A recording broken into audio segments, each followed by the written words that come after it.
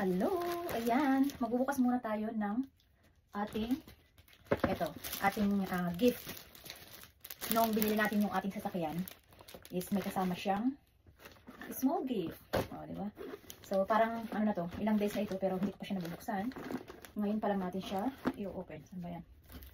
Ayan. O, ayan, may card pa. And what's inside? O, ayan, small chocolate bar. Caramelized chocolate. Titikman nga natin yung mamaya. And meron silang sea salt.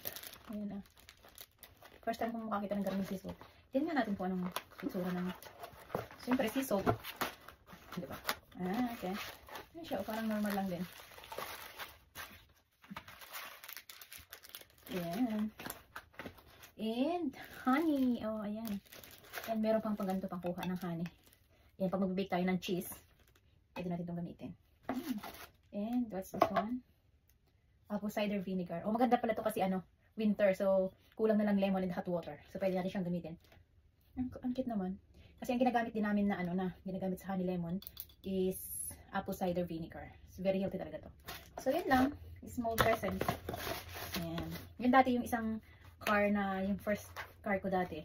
Ang gift naman nila dun is umbrella, tumbler, tapos meron ding ano ba to?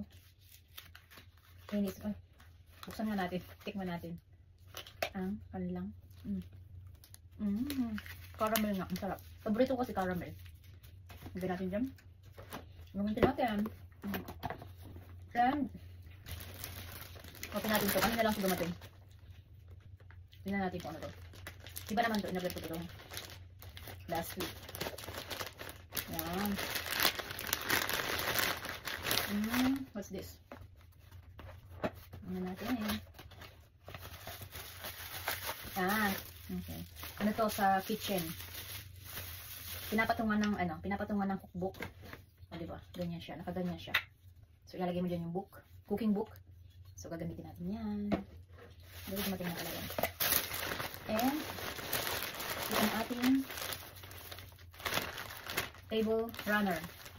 Kasi gusto ko lagyan ng table runner. Ang ganda niya. Maganda pala siya. Kasi para siyang mga ganyan. Macrame yung ginagawa ko. Ganun yung pagkatela niya. Oh, ang ganda. O, diba? Oh. Ganda siya. Gusto ko. And may kasama siyang free. Free na, ito. Ayan, cute. Oh. Kasi i-regalo ko ito sa sa paglalakasaan.